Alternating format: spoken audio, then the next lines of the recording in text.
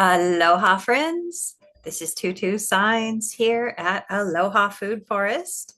And I woke up this morning thinking about this section of the book, The Eight-Step Path to Creating a Food Forest. And I absolutely love this section. So I thought I would read it through because it's talking about some things that are pertinent to our world today, like air quality. And I also have one of my favorite uh, musicians playing on the iPhone here. This is Tony Elman playing Shaken Down the Acorns. And this is his whole playlist. So I'll just put that on in the background and we can enjoy this section. So this is from step 3 of the 8-step path. And step 3 is plant nut and fruit trees. Nut and fruit trees form the pillars and canopy of the food forest. Beautiful and durable, they protect their neighboring plants in hot or cold weather and quietly use their powerful ability to materialize food, oxygen, fuel, and handiwork supplies from the environment. Seemingly effortlessly, they keep all of Mother Earth's children fed, warm, and safe. The more you know about trees, the more reasons you are grateful for them. Here are 6 reasons to consider. So this one, trees, along with the entire plant kingdom, make food for all life out of free sunlight, air, soil, and water. So our Mother Earth grows free food continuously for us using sustainable free resources. As a result, free food flows on our planet. Now check out the following Wikipedia images showing a food web featuring the autotrophs. Autotrophs are the plants.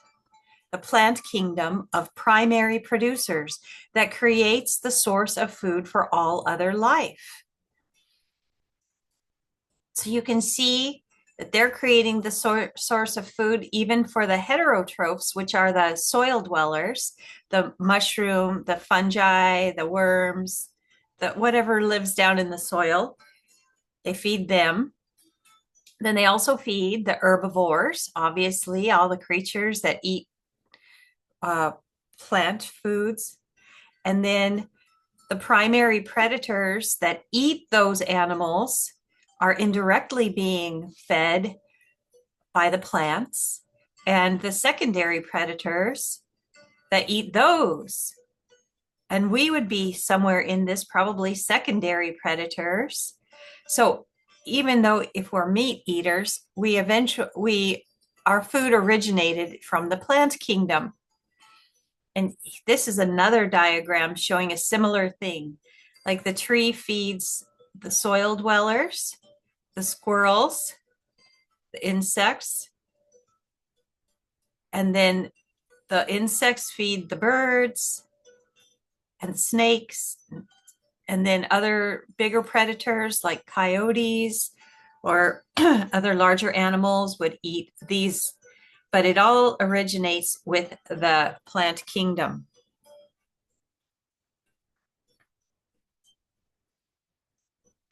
So yeah, the pyramid in image A shows that herbivores eat the plants, predators eating the herbivores, and other predators eating them. Not shown is the human being level of the predators, but our foods all derive from the plant kingdom. Drawing B on the right shows the food web connections going from the tree in the middle to the surrounding life forms. So that's what I just showed you in here. This drawing expresses that the plant kingdom feeds all other creatures directly or indirectly. Please note that decay detrivores like worms and fungi in both images feed on the plant kingdom too, breaking complex spent materials into their simpler components, which is an incredibly important job in the plant kingdom because then those complex materials, once they're broken down and pooped out, it can feed the plants again. So breaking apart or decomposing is an essential recycling process for food forests. And then here's a fun chart showing another perspective on how the cycle works. Start at the sun and follow the yellow sunlight energy arrow to autotrophs, which are the plants. And from there, follow the pointers up to the heterotrophs, which are herbivores, decomposers, and carnivores. Finally, the decomposers finish this cycle by returning the mineral nutrients back to the soil, to the mineral nutrient pool.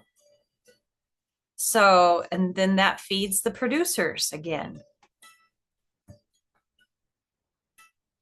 So we can see that plants are the source of carbohydrates, proteins, and fats to feed all life forms in the food web community, above and below the Earth's surface. Their roots feed the perfect diet of carbohydrates to the trillions of microbes dwelling in the soil. And for surface dwellers like insects, animals, and humans, they supply us with leaves, flowers, fruits, and nuts. Trees do this year after year, generation after generation. So how do they do it? They combine sunshine, air, soil, and water using the ingeniously designed, mysterious process we call photosynthesis. Water and soil nutrients pass through a tree's roots and into its trunk through vascular pathways to its leaves. Air enters the leaves through the stomata, filling the spaces between the cells. The stomata is underneath the leaves. Sunlight energy enters the leaves through the translucent cells in the foliage. The life force energy of trees assembles these four ingredients, sunshine, air, soil, and water, to transform into larger, more complex molecules called glucose. There are several sub-steps in photosynthesis, but the overall chemical reaction is 6 bits of carbon dioxide plus 6 bits of water plus sunlight transforms into 1 glucose plus 6 oxygens. So see, carbon dioxide is going in and oxygen is coming out. Water and sunlight are going in, and glucose, a form of sugar, is coming out. The glucose stores a rearrangement of sunlight, water, minerals, and carbon dioxide as energy to fuel life, like how a battery stores electricity. The glucose carbohydrate combines and shifts and recombines into many other forms of complex molecules that store energy in the form of nuts and fruits. When the animals or we eat these plant products, their carbohydrate energy becomes part of our body or the animal's body. Then in turn, carnivores eat the vegetarian animals, and we call it eating meats. It's all plant-based, and eventually it will decompose and become plant matter again. This diagram shows the plant's metabolism of glucose for making starch and cellulose, respiration, breathing, producing amino acids and proteins, and making lipids, which are fats and oils. And this diagram is from bbc.com/bitesize/guides. So it has glucose in the center, and that's a form of sugar. Many glucose molecules joined create starch, an insoluble storage form of carbohydrate, and form cellulose, which is used to build cell walls and add strength to cell walls. The glucose also is connected to the respiration of the trees, and the lipids and fats and oils are used for storage in seeds. And then the glucose is also involved in creating nitrates, which are absorbed from the soil, amino acids, and many amino acids joined together creates proteins. So this one glucose that's made by trees is doing all of these things, helping create all of these other materials. So when we eat, our bodies combine the food with the air we breathe, releasing the sunlight energy into ourselves to fuel our bodily functions and releasing carbon dioxide back into the air. In other words, photosynthesis transforms the sun's light energy into energy that you and I and all living things can use to fuel our bodies. With this quiet miracle, the plant kingdom makes food for all life out of sunlight, air, soil, and water. So that was just number one. How about this? The plant kingdom makes oxygenated air for us to breathe. The other output of photosynthesis is oxygen, as trees consume carbon dioxide and release oxygen. When we burn firewood, ethanol, coal, oil, and other fossil fuels, oxygen combines with carbon to create carbon dioxide, which is released back to the atmosphere. Trees consume carbon dioxide during photosynthesis and release oxygen. Therefore, growing trees is a key to restoring balance in the Earth's atmosphere. In addition, trees help counteract the effect of the combustion of fossil fuels. By planting your food forest, you will help restore balance to our atmosphere on Earth. You will grow fresh oxygenated air for us to breathe. That was number two. Number three, the plant kingdom supplies us with our significant sources of energy: petroleum, natural gas, coal, and firewood.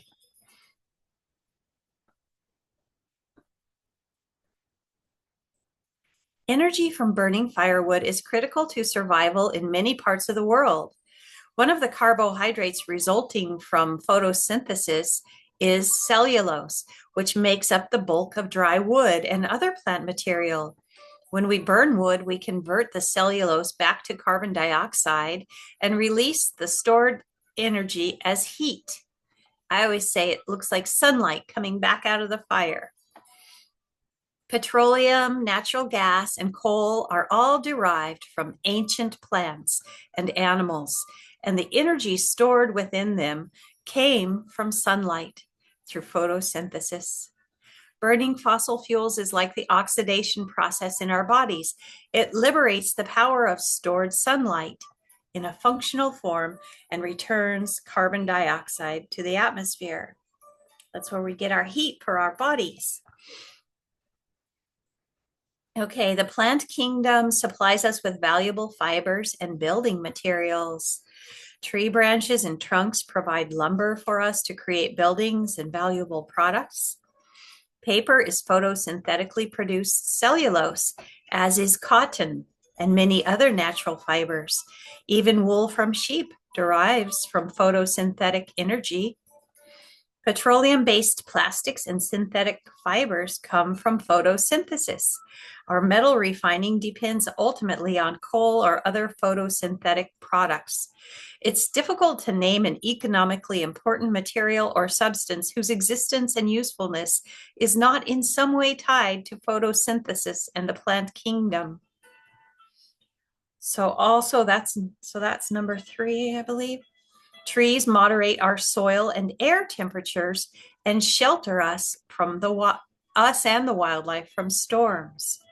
So trees moderate our soil and air temperatures.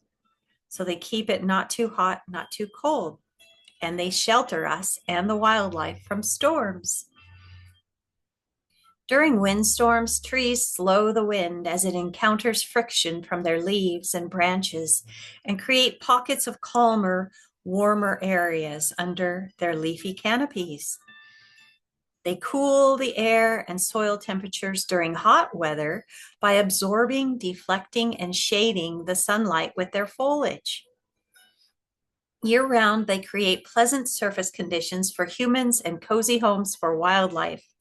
Think of places without trees like deserts and tundras. They are the least friendly places to be. The plant kingdom replicates itself infinitely abundantly. The first 5 points above are mind-bending, but nature keeps giving. Here's another bonus. Inside every fruit and nut is a seed for another tree of its kind. So not only will you get to enjoy the fruits and nuts, but you can also plant some of them to grow new trees. That's nature's infinite abundance in action, right in plain sight. What a great gift we food foresters give to the future wildlife and humans when we plant our forests of fruit and nut trees. The good news is you only plant them once and they live for generations. So the sooner you get them planting and growing, the sooner you will begin harvesting, and the earth will be a healthier place for all. So that is the section that I wanted to share with you today, and I do hope you enjoyed it. And I thank you for watching this video. If you want to learn more about food forests in general, you can visit my website at alohafoodforests.com. And I also have Food Forest University, which is an 8-step online school that you can take. You can learn the 8 steps in order to create a food forest in your backyard. Like mine is just a backyard food forest. And that's what I like to encourage other people to do, because it makes a lovely place for wildlife and humans. And it's one of the easiest ways to produce ongoing streams of food and other abundance. So thank you for joining me. Please take a moment to like this video and subscribe to this channel, and feel free to leave a comment if you have something you would like to add. And anyway, thank you so much. Enjoy your day. Aloha.